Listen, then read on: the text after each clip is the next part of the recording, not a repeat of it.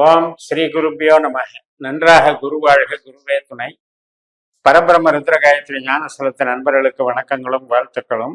இந்த பதிவு கும்பலக்க நண்பர்களுக்கு இந்த 7 நாட்கள் அப்படிங்கிற தலைப்புல நம்ம ஜனவரி 20 முதல் ஜனவரி 26 வரை, சனிக்கிழமை முதல் வெள்ளிக்கிழமை வரை உள்ள நாட்கள்ல நம்மளுடைய கும்பலக்கணத்திற்கு சந்திரன் எந்த பாவத்துல பயணிக்கிறாரு, எந்த நட்சத்திரத்துல பயணிக்கிறாரு, அந்த நட்சத்திராதிபதி எந்த பாவத்தை இயக்குறாரு அப்படிங்கிற வகையில நம்ம துல்லியமான நட்சத்திர சூத்திர முறையில பலன் பார்க்க இருக்கிறோம்.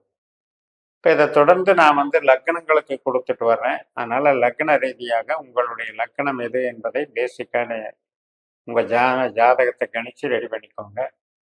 இன்னும் ஒரு படி மேலே போகணும்னா இந்த அட்வான்ஸ்ட் அஸ்ட்ராலஜியில் நம்ம ஜனன ஜாதகத்தை இந்த முறையில் நீங்கள் கணிச்சுக்கணும். அதாவது 12 பாவ உபநட்சத்திரங்களை தெரிஞ்சுக்கிற மெத்தட் இருக்கு. இந்த முறையில் நீங்கள் கணிச்சிட்டிங்கன்னா நான் சொல்கிற இந்த பலன்கள் மட்டுமல்ல, நம்மளுக்கு நடக்கக்கூடிய திசாபுத்தியந்திரம், நமக்கு ஈடுபாடு இருக்கக்கூடிய விஷயங்களில் காரியங்கள் ஏன் நடக்கலை, ஏன் நடக்குது, இது எல்லாத்துக்கும் தெளிவான விடைகள் கிடைக்கும். இப்போ சனிக்கிழமை அன்னைக்கு முதல் நாள் கார்த்திகை நட்சத்திரம் மேசராசியில் காலையில் 8:52 வரைக்கும் 1ஆம் பாவத்தில் இருக்கிற சந்திரன் ரிஷபராசிக்கு அதுக்கப்புறம் மாறிடுவார். இந்த கார்த்திகை நட்சத்திரம் என்பது சூரியனுடைய நட்சத்திரம். சூரியன் நம்மளுக்கு 12ஆம் இடத்துல சொந்த நட்சத்திரமான இன்னொரு சூரியனுடைய நட்சத்திரமான உத்திராடத்தில் இருக்கார்.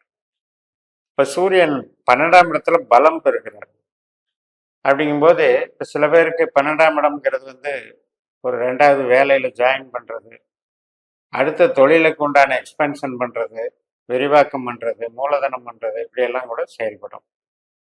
சில பேருக்கு ஆராய்ச்சி ரீதியாக ரிசர்ச்சில் இருக்கவங்களுக்கு அதுக்கும் ஒரு சப்போர்ட் பண்ணும். வெளிநாட்டு வேலையில் இருக்கவங்களுக்கும் சில நன்மைகளை கொடுக்கும். அதே நேரத்தில் ஹெல்த்து கண்டிஷன் கொஞ்சம் அவங்க இப்போ இருக்கிற அவங்களுடைய திசா புத்தியில் கொஞ்சம் மைனஸாக இருக்கும்போது இந்த நாள் அன்னைக்கு ஹீட் எனர்ஜி அதிகமாக இருக்கும். சூரியன் என்பது நம்மளுக்கு தூக்கம் கெடுதல் மற்றும் சூடு உஷ்ண சம்பந்தப்பட்ட உபாதைகளை கொடுக்கும். அதே நேரத்தில் மறைமுகமான எதிரிகள், அரசு வழியில எதிரிகள் இருக்கவங்க, அரசியல் எதிரிகள் இருக்கவங்கெல்லாம் இந்த 12ஆம் இடத்துல சூரியன் இருக்கிற இந்த காலகட்டம் கும்பலக்கணத்தில் ஒரு மாதத்துக்கு அது கொஞ்சம் எக்ஸ்ட்ரா கேர் எடுத்துக்கணும். அடுத்த நாள் ஜனவரி 21 ஞாயிற்றுக்கிழமை ரோஹிணி நட்சத்திரம். இப்போ நம்மளுடைய லக்னத்துக்கு 4ஆம் வீட்டில் ரிஷபராசியில் சந்திரனுடைய நட்சத்திரத்திலே பயணிக்கிறதுங்கிறது ஒரு விவசாயம் பண்ணுறவங்களுக்கும், உற்பத்தி சார்ந்த தொழிலில் இருக்கவங்களுக்கும், மற்றும் உணவு, உடை, மருந்து, ஹோட்டல்ஸு இதெல்லாம் பண்ணுற சர்வீஸில் இருக்கவங்களுக்கும் நல்ல பலனை கொடுக்கும். காய்கறிகள், பழ வர்க்கங்கள், நீர் சம்மந்தப்பட்ட தொழில்களில் இருக்கவங்க, துறைமுகம் எக்ஸ்போர்ட் இம்போர்ட் பண்ணுறவங்க எல்லாத்துக்கும் நல்லா இருக்கும். இந்த நாளை நீங்கள் நல்லா பயன்படுத்திக்கலாம். இன்றைக்கு உறவினர் வருகை, வீட்டுக்கு தேவையான பொருட்கள் வாங்குதல், ஒரு வீடு சார்ந்த ஆல்ட்ரேஷன் பண்ண நினைக்கிறது, இதெல்லாம் கூட சாதகமாக இருக்கும். ஜனவரி 22ஆம் தேதி மிருகசீரிஷ நட்சத்திரம், திங்கட்கிழமை அன்னைக்கு செவ்வாயினுடைய நட்சத்திரம். செவ்வாய் நமக்கு லாபஸ்தானத்தில் இருக்கிறதுனால மூத்த சகோதரன், மூத்த சகோதரி, நண்பர்கள் வகையில் ஒரு நல்ல பலன்களெல்லாம் தென்படும். அனுகூலமாக இருக்கும். நமக்கு சந்தோஷம், எதிர்பார்த்த செய்திகள் கிடைக்கிறது, இதுக்கெல்லாம் சாதகமாக இருக்கும். நட்பு முறை, நட்பு வட்டாரங்கள், பழக்க வழக்கங்கள், இதிலெல்லாம் கம்யூனிகேஷன் நல்லா இருக்கும். எந்த விதமான தொழிலையும் மூளை உழைப்பு, கமிஷன் வகை அனைத்து தொழில்களுக்குமே இது சிறப்பாக இருக்கும். இந்த நாளை பயன்படுத்திக்கலாம். ஜனவரி 23ஆம் தேதி செவ்வாய்க்கிழமை அன்னைக்கு ராகுவனுடைய திருவாதிரை நட்சத்திரம். நம்முடைய லக்னத்துக்கு 5ஆம் இடமான மிதுன ராசியில சந்திரன் போறவர். இந்த 5ஆம் இடம் அப்படின்னாலே கொஞ்சம் ரிலாக்ஸா இருக்கிறதுன்னு எடுத்துக்கலாம். கம்யூனிகேஷன் லைனு, ப்ராஜெக்ட் லைனு, மூளை உழைப்புல சம்மந்தப்பட்டவங்களுக்கெல்லாம் இன்வால்மெண்ட்டுக்கு சாதகமாக இருக்கும். அதன் வழியாக ஒரு பிரம்மாண்டமாக ஒரு டெக்னிக்கல் டெவலப்மெண்ட்ஸ் இன்க்ரீஸ் பண்ணுறது, எலக்ட்ரிக்கல், எலக்ட்ரானிக்ஸ், இபி இது சார்ந்த அமைப்புகளில் செயல்படுறது, உற்பத்தி சார்ந்த துறைகள் எல்லாமே நல்லா இருக்கும். வளர்ச்சிகள் நன்றாக இருக்கும். பணவரவு ஏற்படும். சில பேருக்கு ஷேர் மார்க்கெட்லையும் யோக வியாபாரத்திலையும் வளர்ச்சிகள் நன்றாக இருக்கும். ஜனவரி 24 புனர்பூசம் நட்சத்திரம், குருவனுடைய நட்சத்திரம்.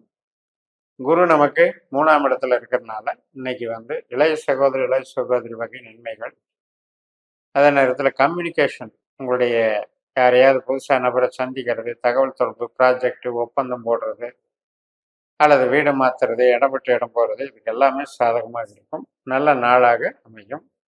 குரு வந்து கேதுவை போல செயல்படும் பொழுது, கேது 8ஆம் வீட்டில் இருக்கிறதுனால நம்முடைய கருவிகள் உபகரணங்களை எல்லாம் கொஞ்சம் பத்திரமா பார்த்துக்கணும். இப்போ கருவிகளில் ரிப்பேர் வர்றது 3ஆம் இடம் அப்படிங்கிறது நம்ம உபயோகப்படுத்துகிற கருவிகள், செல்ஃபோன்லேருந்து எல்லாமே தான். அப்போ தகவல் தொடர்பு சார்ந்தும் நம்ம வந்து குழப்பமில்லாத மனநிலையை இன்னைக்கு பயன்படுத்திக்கணும். ஜனவரி 25 வியாழக்கிழமை பூச நட்சத்திரம், நம்முடைய லக்னத்துக்கு 6ஆம் வீடான கடகராசியில் சந்திரன் பயணிக்கிறாரு. அப்போ இந்த காலகட்டத்தில் நம்ம கொஞ்சம் இருக்கிற வேலையை ஐடியலாக அப்படியே பார்த்துக்கிட்டு போகலாம். புதிய செயல் திட்டங்களை நம்ம அவாய்டு பண்ணிட்டு நல்லபடியாக அப்படியே இந்த நாளை கடத்தி பாஸ் பண்ணிடலாம். சனி வந்து நமக்கு லக்னத்திலே இருக்கார். அதனால் இன்வால்மெண்ட் அப்படிங்கிறது கொஞ்சம் யோசனைகள் பண்ணி எதையுமே நிதான போக்கோடு செயல்படக்கூடிய ஒரு அமைப்பில் இருப்பார். அதனால் படபடப்போட இன்னைக்கு செய்ய வேண்டிய ஒரு அவசரம் இல்லாத காரியங்களை மட்டும் இன்னைக்கு செஞ்சுக்கலாம். அடுத்த நாள் வந்து ஆயில்ய நட்சத்திரம், கடைசி நாள் ஜனவரி 26 வெள்ளிக்கிழமை. அதே 6ஆம் வீடான கடகராசியில் புதனுடைய நட்சத்திரத்துல சந்திரன் பயணிக்கிறாரு. புதன் நமக்கு லாபஸ்தானத்துல செவ்வாய், புதன், சுக்கிரன் 3 பேர் இருக்காங்க. அப்ப இன்னைக்கு சந்தோஷம், ஒரு எதிர்பார்த்த பலன்கள் கிடைக்கும், நல்லா இருக்கும்.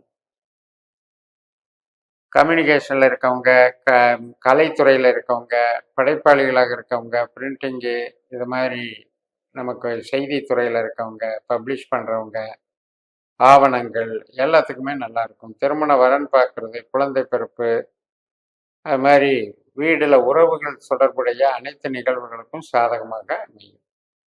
ஒரு நல்ல இன்பகரமான நாளாக இன்னைக்கு நீங்க எடுத்துட்டு போய்க்கலாம். இந்த 7 நாட்கள்ல சந்திரன் பயணிக்கிற நட்சத்திரத்தை பார்த்தோம்.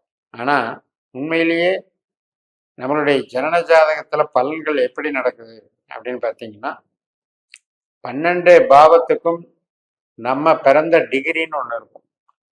ஒரு பாகத்துக்கும் கூட லக்னத்திலிருந்து டிகிரி கான்செப்ட் இருக்கு. அந்த 12 பாவ தொடர்பை நமக்கு முதல்ல எடுத்து அதுக்கு அதிகாரி யாரு, அந்த ஒவ்வொரு பாவத்திற்கும் ஒரு அதிகாரி இருப்பார். உப நட்சத்திரம்னு பேர். இப்படி 12 பாவ உபநட்சத்திரங்களை நாம வந்து கான்செப்ட்ல எடுத்து கண்டுபிடிச்சு வச்சுக்கிட்டு இது மாதிரி அன்றாட நட்சத்திரங்களையும் நமக்கு என்ன திசை நடக்குது, என்ன புத்தி நடக்குது அப்படிங்கும் போதும் இந்த நமக்கு சம்பந்தப்பட்ட பாவத்தை தான் அந்த கிரகம் இயக்கும்ங்கிறத ஜோதிடத்துல நம்ம வந்து டெக்னிக்கலா, டெப்தா, சயின்டிஃபிக்கா மற்றும் நமக்கு அட்வான்ஸ்டு அஸ்ட்ராலஜியை பேஸ் பண்ணி நம்ம புரிஞ்சுக்கலாம். இதன் மூலமாக நமக்கு ஒரு விஷயம் என்பது அது உயிர் பற்றாக வேலை செய்தா, பொருள் பற்றாக வேலை செய்தா, ஒருவர் சார்ந்து வேலை செய்தா, பல பேர் சார்ந்து வேலை செய்தா, இப்படி பல வகைப்பட்ட நிகழ்வுகளுக்கு தகுந்த மாதிரி கேள்விகளை நாம் எடுத்து பார்த்து இந்த பாஸ்கர் அஸ்ட்ராலஜியை பயன்படுத்தி நீங்கள் வெற்றி காணுங்கள் என்று கூறி நிறைவு செய்கிறேன். இந்த சேனலை சப்ஸ்கிரைப் பண்ணி ஷேர் பண்ணுங்க. உங்கள் தனிப்பட்ட ஜாதக பலாபலன்களை என்னுடைய வாட்ஸ்அப் நம்பரில் தொடர்பு கொண்டு பலன் பெறுங்கள். உங்களிடமிருந்து விடைபெறுகிறேன். உங்கள் ஜெயம் எஸ். நன்றி.